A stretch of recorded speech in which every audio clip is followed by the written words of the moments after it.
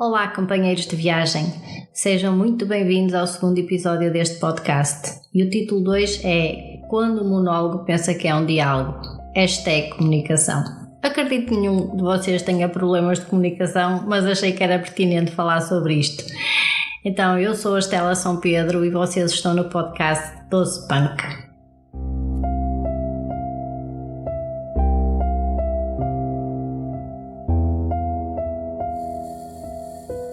Doce Punk.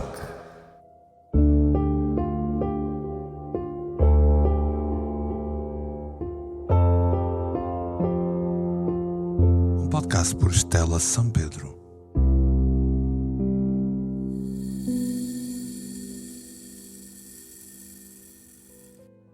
Coincidentemente ou não, este pode estar a ser gravado e vai ser emitido quando estamos em Mercúrio retrógrado.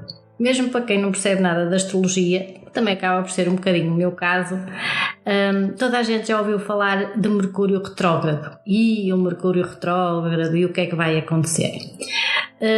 Ok, então, embora a minha área não seja de toda a astrologia, isso é aqui do meu colega do canal, do Mário Portela, sei algumas coisas sobre o arquétipo de Mercúrio, tanto que também trabalho obviamente com isso na Digital Análise.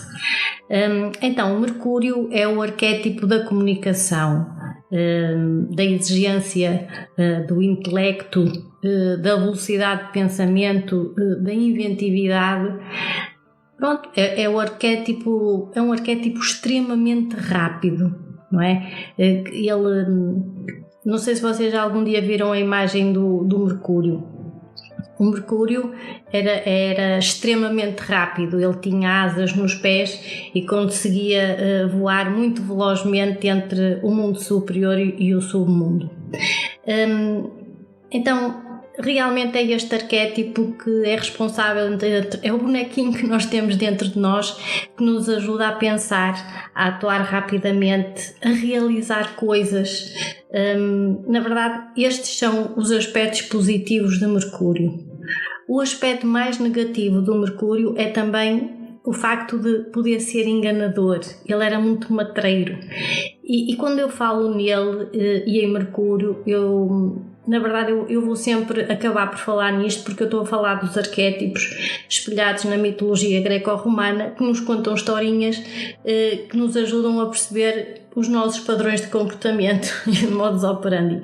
Então ele era enganador e por isso é que dizem também que ele às vezes é quase que se fosse o patrono dos ladrões. Então, quando nós estamos a falar em Mercúrio retrógrado, significa que realmente os efeitos práticos que isto tem é que está na altura de nós revermos, de nós pensarmos, de nós termos a certeza, mais do que nunca, que a nossa comunicação está a ser efetiva. Porque isso é que é uma das grandes questões. Nós somos seres simbólicos. Nós precisamos de uma linguagem, seja ela verbal, escrita, seja a nossa postura corporal, hoje em dia até através dos emojis, não é? A comunicação é a base de tudo. E assim sendo, também muitas vezes a comunicação é o que está na base dos problemas. Ok? Então, muito resumidamente, Mercúrio, ou Hermes, como também é conhecido, ele dá fluidez, movimento, novos começos e, obviamente, confusão que inevitavelmente as precede.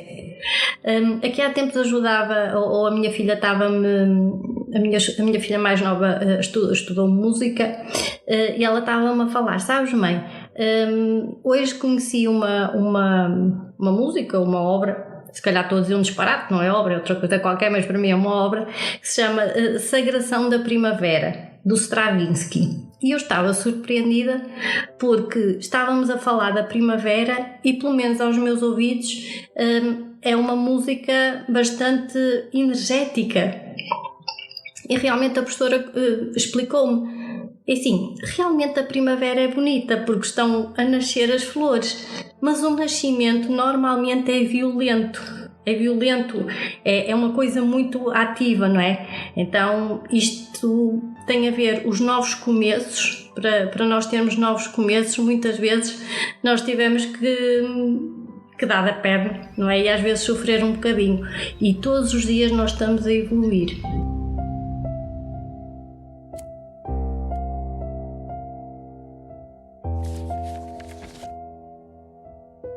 Mas então, voltando aqui ao tema da comunicação, uma das grandes condicionantes do ser humano é que o nosso tempo de resposta às informações e emoções é extremamente curto.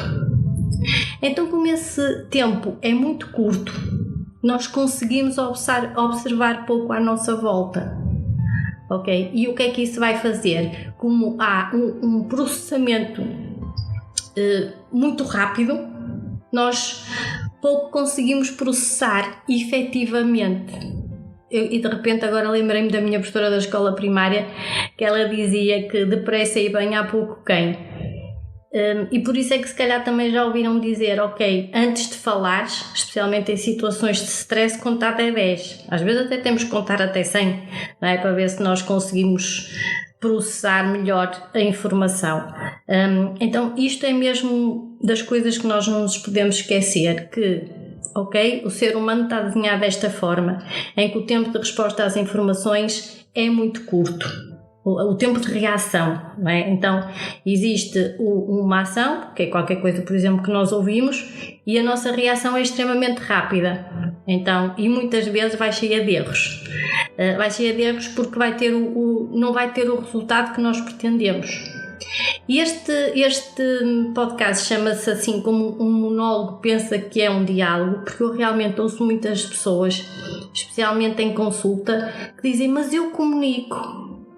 Mas para haver uma comunicação é preciso haver um emissor, um receptor, um emissor que esteja a emitir um sinal que o outro compreenda, um receptor que está disponível a ouvir e uma mensagem que seja compreensível pelos dois.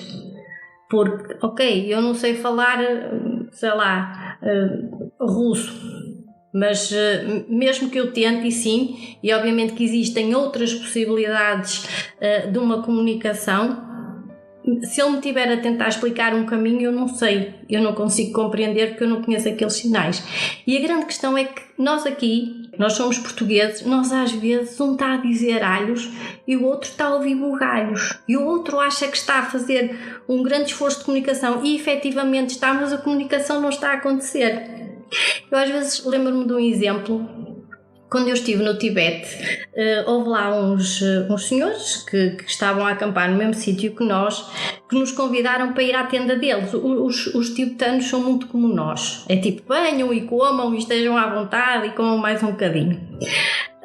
E eu lembro-me da sensação que tive. Na altura o nosso guia não estava connosco, eu estava sentada lá na tenda deles e era um sentimento de comunhão. E lembro-me de ter este pensamento, Estela, tu tens mais comunhão aqui com estes seres que não fazem ideia o que é que tu estás a dizer, nem tu o que é que eles estão a dizer, do que às vezes estejas sentada numa mesa de café no Porto. E isto é bem verdade, não é? Então aqui, quando falamos em comunicação, estamos também, obviamente, a falar numa predisposição de comunhão de ideias, de energia, seja do que for. Quando eu falo neste tema de comunicação, inevitavelmente eu lembro-me do trabalho do Dr. Masaru Emoto, que ele depois compilou num livro chamado As Mensagens Escondidas na Água. O senhor era japonês, era um cientista japonês, e então ele descobriu que as moléculas da água são afetadas pelos nossos pensamentos, palavras e sentimentos. Então, na verdade, ele conseguiu descobrir isso, e ele não conseguiu só descobrir isso, ele conseguiu mesmo às pessoas mais céticas comprová-lo através da fotografia de alta resolução. Então, se vocês quiserem e podem pesquisar um bocadinho sobre o trabalho dele, não precisam ter o livro, há muitos documentários no YouTube, vocês conseguem perceber que quando a água é sujeita a palavras de amor, a sentimentos de amor, de harmonia, forma flocos, brilhantes, complexos, coloridos, parecem flores lindíssimas. Quando a água é exposta a pensamentos negativos, a palavras tipo de odeio ou detesto, não formam padrões harmoniosos, formam padrões assimétricos com cores baças. Na verdade, para mim, eu acho que dos meus cristais preferidos são a diferença entre o cristal que se forma entre o faz isto e o vamos fazer isto. Porquê? Porque o que é que aqui está impresso? Está impresso uma ordem versus uma energia de cooperação. Já no outro podcast fui falando sobre isto e isto para mim é mesmo muito importante nós percebermos isto da cooperação. E se nós considerarmos que maioritariamente somos feitos de água, nós conseguimos perceber bem a efetividade e a veracidade deste trabalho. Não é? Quando alguém nos diz palavras amargas ou quando alguém nos chama a atenção de uma forma mais ríspida, nós sentimos no corpo todo, certo?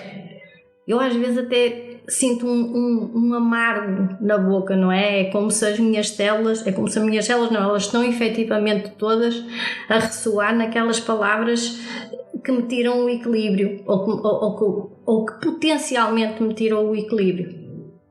Porque depois, obviamente, que com o que nos dizem, somos nós que decidimos, e mais uma vez vem a história do livre-arbítrio, com o que é que nós fazemos com isso, certo? Então, se maioritariamente somos feitos de água, e se quando nos dizem coisas consideradas, entre aspas, mais más, mais ruins, mais antipáticas, nós nos sentimos assim, em contrapartida, quando nós ouvimos coisas simpáticas, quando ouvimos notícias boas, nós também sentimos ressoar no nosso corpo todo. Porque tudo é vibração. E obviamente que eu já disse isto, mas vou continuar a dizer. Tudo, absolutamente tudo é vibração.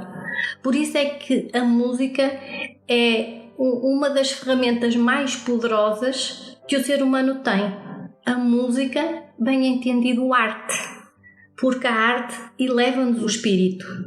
A arte é o contrário de desarte, que a desarte faz exatamente o contrário. A música é tão poderosa que aqui há uns anos nos Estados Unidos foram proibidos os tambores, foram proibidos os instrumentos de percussão. Porquê? Porque lá no fundo os senhores que mandavam naquela altura, eles sabiam que aquilo mexia com a nossa raiz, com o nosso chakra cardíaco, que aquilo ressoa dentro de nós, que ao fim e ao cabo nos empodera, e naquela altura não queriam nada disso. Na verdade, o único sítio em que isso não foi permitido foi em Nova Orleans, ou New Orleans, que foi precisamente onde nasceram os blues e o jazz. Para aquele pessoal que é mais científico, eu também gosto sempre de referir este trabalho de um senhor médico otorrino francês, que é o Dr. Alfred Tomatis. Então, na verdade, ele tem feito um trabalho científico, inclusivamente desenvolveu métodos para falar sobre isto do terceiro ouvido. Acredito que muitos de vocês já tenham ouvido falar do terceiro olho, mas do terceiro ouvido, eu pelo menos, na altura em que eu descobri isto, foi na altura em que eu andei a fazer pesquisas quando estava a escrever o meu livro 12 Punk, e eu nunca tinha ouvido falar. Então, o Dr. Alfredo Tomatis, ele diz que os ouvidos são responsáveis por 90% de todas as percepções que chegam ao cérebro, e isto também está ligado ao nervo vago. E o que é isto do terceiro ouvido? É quando nos habituamos a prestar atenção ao que ouvimos. É, na verdade, escutar as palavras e os sentimentos. E ouvir é perceber um som, mas escutar é levar em conta o som que ouvimos. E a verdade é, será que nós ouvimos? Será que nós efetivamente ouvimos? Ou quando estamos numa conversa, nós só estamos à espera que o outro se cale para nós fazermos valer a nossa voz e a nossa opinião? Estamos de facto a ouvir? Depois há muitas teorias e muitas coisas sobre o que é que se deve fazer com a voz, o que é que não se deve fazer com a voz. Eu sou uma fã incondicional da lista de virtudes do Benjamin Franklin, e uma delas, que é a segunda, ele diz assim: não fale se não beneficiar os outros ou a si próprio. e isto se calhar acaba por ser uma linha condutora muito útil, não é? Para nós não cairmos naquele erro que às vezes tipo, a gente pensa assim, às vezes calado estavas um poeta. Então basicamente hoje é isto, é sobre a comunicação, é nós refletirmos se estamos efetivamente a comunicar, se estamos a ouvir o outro, se está na altura certa de falar determinada coisa ao outro, mas isso talvez fique para outro episódio. Hoje vamos ficar por aqui. Ok, então, cenas do próximo episódio. O próximo episódio vai se chamar Um Husky nas Caraíbas. O hashtag, vou falar sobre sentido, sobre individualidade, nós saber quem somos, o nós sentirmos que pertencemos e assim conseguir entrar no fluxo. Ok, por hoje é tudo e já sabem, deixem-se merdas e força aí nas canetas que para a frente é que é caminho.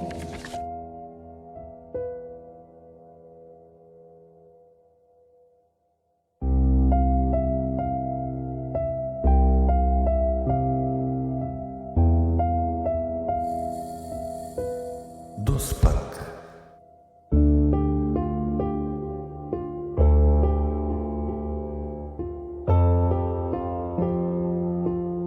Um podcast por Stella São Pedro.